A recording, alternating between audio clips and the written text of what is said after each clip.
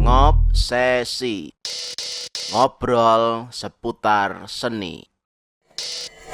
Lek Kabul, bagaimana kabar? Oh, spektakuler. Iya, karena penjenengan itu orang profesional.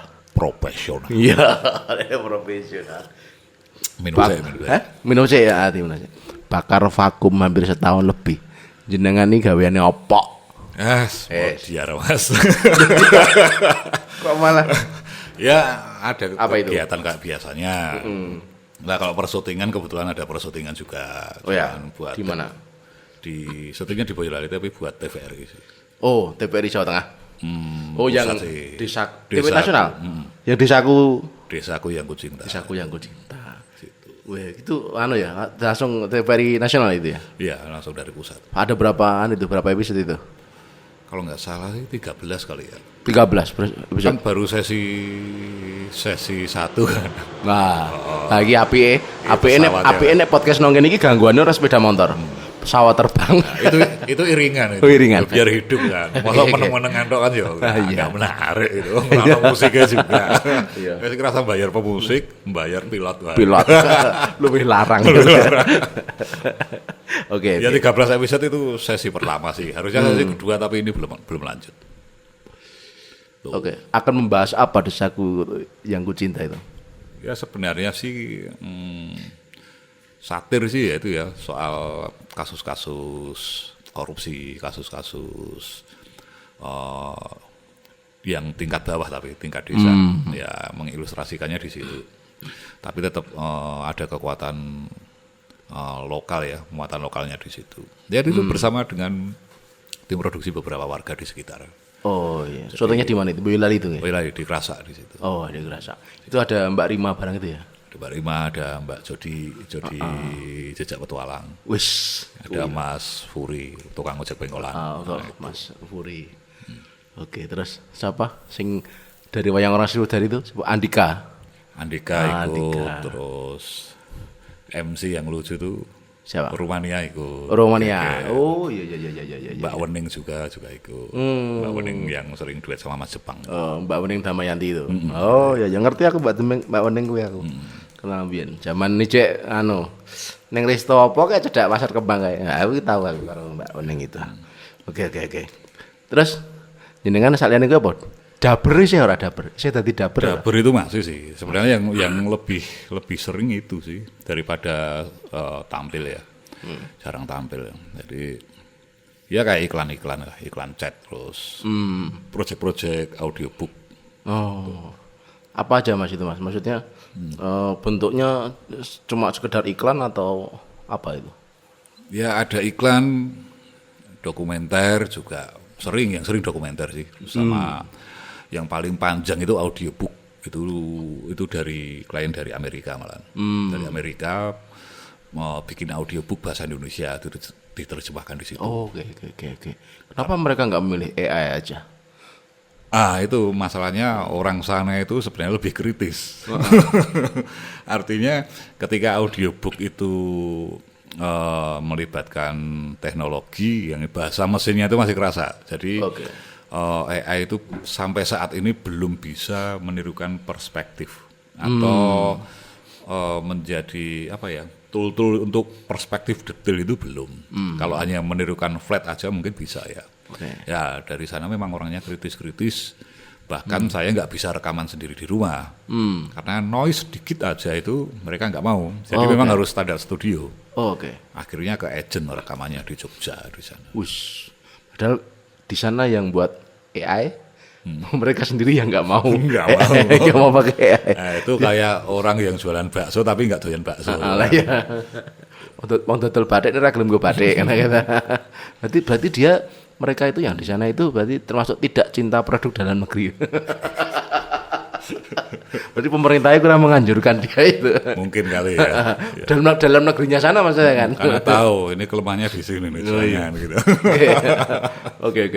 Tapi di zaman AI, zaman AI, up Mas, tantangan seorang daber, menanggapi atau berhadapan dengan dunia AI yang semuanya dianggap sangat mudah. Kita tinggal nulis prompt, Ya, prompt. muncul. Dan mungkin mungkin ada beberapa yang tidak sesuai dengan harapan, tidak sesuai dengan ekspektasi, tapi sidik-sidik diubah iso. Ya. Kan gitu. Kalau itu untuk itu ya basisnya teks, mungkin bisa. Paling memungkinkan itu, karena kan saya pernah workshop juga untuk penggunaan AI untuk pembuatan artikel. Di situ memang dari bos pusat itu menyuruh untuk menggunakan AI karena untuk mempercepat proses produksi. Tapi itu hanya sebatas tool aja, tool mempermudah. Gitu. Tetap ada sentuhan manusia. Nah di situ kan. Jadi itu kan mirip apa ya? AI itu mungkin loh ya, nggak tahu ke depannya, karena kan teknologi cepat banget berkembangnya. Jadi mirip-mirip AI itu belum bisa meniru sidik jari. Iya. Seperti itu. Jadi sentuhan manusia tetap ada lah. Wih, gaweane Gusti Allah. Iya. Wis angel kuwi. Terus tapi kalau kaitannya suara memang tantangannya itu memang untuk proyek-proyek kecil yang untuk berbasis medsos memang hampir semuanya udah pakai AI kan. Iya. Mau karakter suara cewek, suara cowok itu pakai itu kan. Cuman untuk proyek tertentu yang membutuhkan proyek-proyek yang serius kali ya, kayak dokumenter itu, karena kan ini dokumenter itu kan misalkan dokumenter sejarah itu kan tetap ada unsur yang melibatkan filologi kan, berbasis dokumen, bagaimana pengucapan itu harus tepat, karena saya lihat-lihat juga untuk pengucapan yang lokal, pengucapan etnik, bahasa-bahasa etnik tertentu itu kurang tepat, bahkan malah masih mesin banget gitu kan. Itu makanya mereka tetap butuh yang pengisi suara atau voice over yang untuk dokumenter itu yang benar-benar asli human. Itu jadi ya nggak takut-takut amat lah itu. tetap masih apa ya? Cek rumangsa dibutuhkan ya. Iya, karena toh untuk proyek sosmed itu nominalnya dikit Mas. Iya. Iya, maka dari itu. Sosmed kan karena di platformnya sendiri kan dia tuntutannya kalau beberapa tahun yang lalu ya. Semakin sering upload, semakin sering terjadwal, itu akunnya diakui, gitu. Artinya dinyatakan benar-benar ada dan dipercaya gitu kan. Tapi mungkin 2026 mungkin kurang tahu pasti karena ada beberapa platform yang membatasi itu. Jadi nilai originalitas itu diprioritaskan seperti itu. Kecuali memang mungkin ya nanti ada semacam platform tertentu yang memang itu public domain, itu kadang boleh gitu. Tapi mungkin akan ada nilai-nilai tertentu yang dimiliki oleh yang benar-benar original. Ya kayak artikel juga kan. Ya. Kalau dulu di web itu kan Kompas nggak masalah sih. Tapi begitu perkembangan semakin kesini mereka makin detail. Makin istilahnya peraturannya makin kejam, karena kan persaingan untuk itu kan algoritma dan indeksnya itu. Sekarang mungkin begitu juga, cuma nggak tahu juga nanti gimana kan, kadang kan berubah-ubah terus. Iya. Ya. Kalau gitu apa yang harus dilakukan? Misalnya katakanlah kita konten kreator ini, konten kreator digital di beberapa platform ya. Jadi nggak cuma satu platform aja, ada beberapa platform. Sing kira-kira bisa dilakoni yang kira-kira mudah dilakukan juga, semudah kita memakai AI, tapi tetap ini diakui oleh platformnya. Ini piye caranya Mas? Sebenarnya semakin ada perkembangan itu ya, ada AI itu, kita makin punya banyak pesuruh yang mempermudah kita gitu. Setidaknya kita punya kebutuhan sampling ya, bisa nyari nih tiba-tiba kan kadang kita nggak bisa mendefinisikan atau mengklasifikasikan keinginan kita kan. Oh kayak ini, tinggal kita diproduksi ulang, seperti itu. Berarti anu aja nggih, pesuruh itu, sing untuk mempermudah pekerjaan itu termasuk membuat musik online juga, itu, bener, itu dibuat untuk anu aja nggih, kerangka untuk guide aja mungkin. Iya, lebih ke itu. Terus kita buat secara manusiawi kan gitu. Bener, bener. Bahkan pernah kan saya buat ini liriknya bikinnya kayak apa, suaranya karakternya kayak apa gitu. Oh ya udah, kayak gini tapi lebih hidup lagi, lebih natural lagi. Karena kalau kita nyuruh tolong buat lebih natural, nggak bisa ya. Nggak bisa. Pasti mereka akan flat robotik kan ya. Robotik. Di foto video pun sama juga kan. Ketika prompt untuk move-nya terlalu banyak, wajahnya jadi berubah. Iya. Gitu. Jadi ya nggak usah khawatir sih sebenarnya. Cuma gini, kayaknya lebih mengarahkan bahwa semua produksi itu akan jadi individualistik. Jadi ya orang bisa jadi director langsung, sekaligus aktor, sekaligus ini. Cuman ya kayak gitulah hasilnya. Belum terlihat perfect. Makanya itu tantangan sebenarnya bukan cuman konten kreator ya, bahkan talent dan sebagainya itu juga harus beradaptasi dengan itu, karena pekerjaan mereka nanti akan tergantikan kan, takutnya gitu. Jadi talent mau nggak mau dia harus belajar menjadi penulis yang baik, menjadi director yang baik, karena suatu saat ya akan terkikis. Iya lah itu. Tapi semoga saja enggak. Tapi mungkin dari dari penuturan penjenengan kok manusia tidak akan tergantikan sih Mas. Tetap tidak akan. Cuman memang perannya itu akan tergantikan, mungkin nggak semua sih. Kayak contohnya pekerja kebersihan, nyapu di jalan gitu ya. Tergantikan mobil, mobil yang buat swab apa itu. Ya nggak maksimal juga, gitu. Tetap beleduk kayak malah nyebar kan.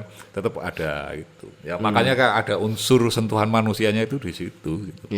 Bahkan beberapa teman desainer ya yang sering ikut submit di beberapa web penyedia jasa itu kan, agent itu klien sekarang itu memang dari luar negeri justru memang justru mengirim AI, hasil AI ke klien. Setidaknya seperti ini. Nah, artinya langsung mempermudah perspektif klien kan. Oh ya udah, akhirnya malah dia lebih cepat dapat klien yang tepat gitu. Kalau dulu kan nyaringnya lama kan, banyak gitu. Oke. Berarti sampelnya itu pakai itu. Sampelnya gitu loh. Oh iya, wah menarik gitu. Tapi yang penting itu loh.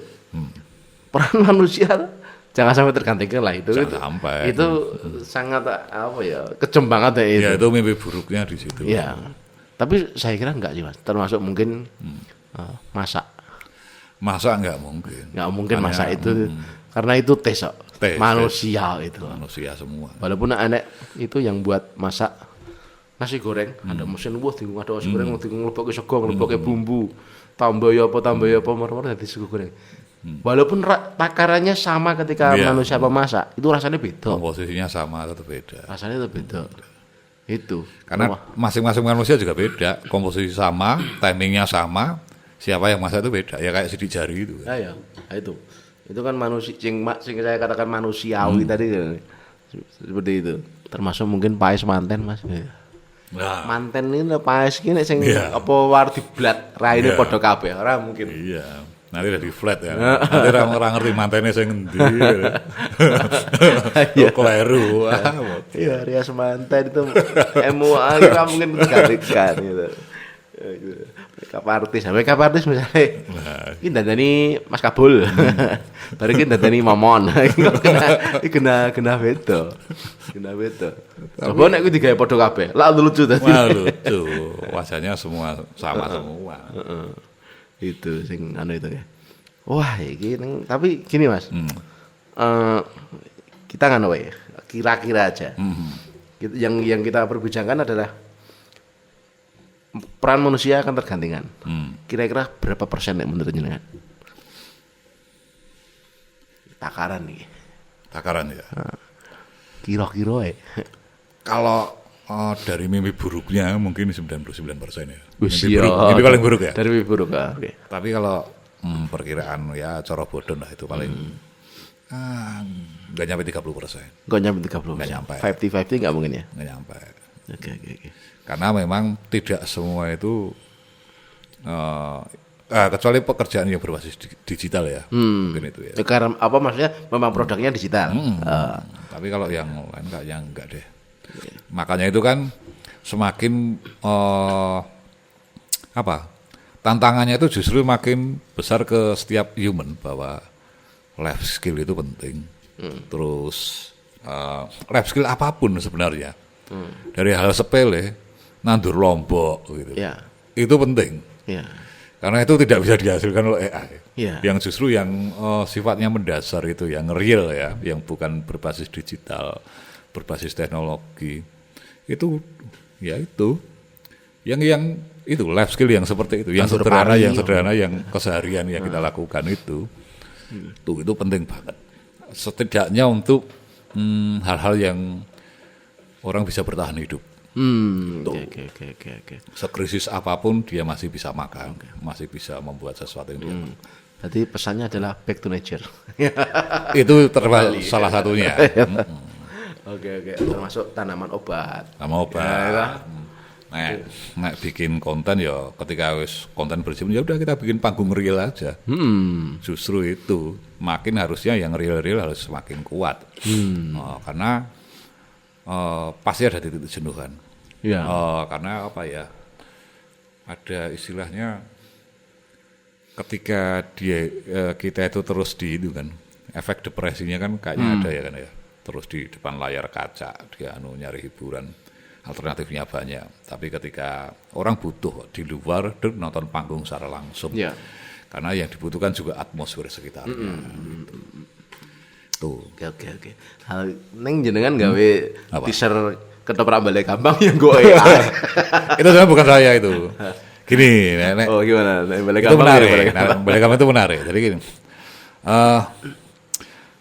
karena gini, aku berpikir bahwa flyer pertunjukan, iklan pertunjukan itu adalah sebuah karya tersendiri. Gitu.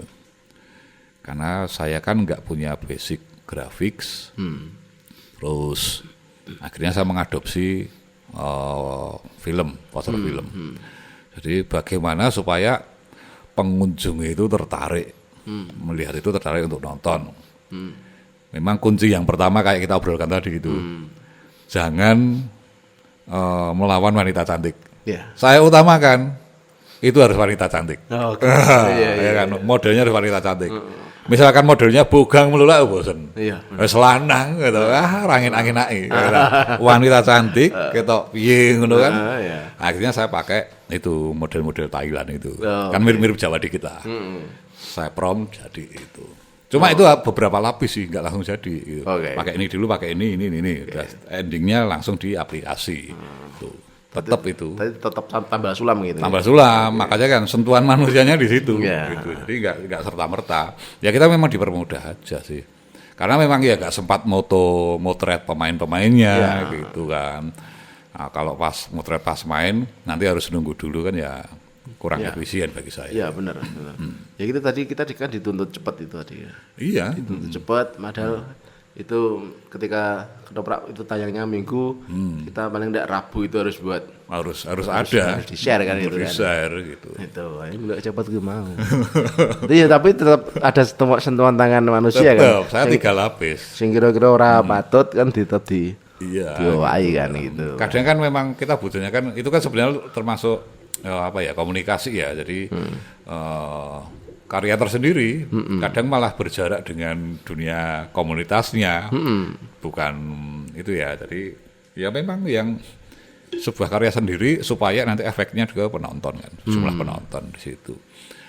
Kalau kita terlalu mengeksplor bagian dalamnya, ya jangan deh gitu. Dimensinya kan juga lain. Oke. Berarti ininya. Semoga peran manusia tidak tergantikan. Tetap tidak tergantikan. Oke. Karena finishingnya itu tetap manusia. Intinya gue ya intinya. Itu. Pilih fontnya jenis apa ini gitu kan. Ya itu pilihannya kan di manusia aja kan. Iya. Karena ketika saya langsung ya nggak sesuai. Kok gini sih? Enggak deh. Ya, pasti. Di promnya diubah lagi ya enggak juga. Tetap nggak sesuai. Ekspektasinya tetap beda. Oke Mas Abed. Siap. Terima kasih. Sama-sama. Sudah mampir ke ngobsesi lagi. Makasih sudah diundang. Oh siap. Nanti saya akan buat program kecil-kecilan nanti sama Mas Abed juga. Oh ya. Sama Momon sama Mas Bogang juga. Nanti ditunggu kayak. Tunggu tanggal mainnya. Dijamin spektakuler. Karena dikerjakan oleh orang-orang profesional. Oke, terima kasih Mas Abed. Semoga ngobsesi kali ini dapat mengobsesi kita semua. Terima kasih. Siap. Ngobsesi. Ngobrol seputar seni.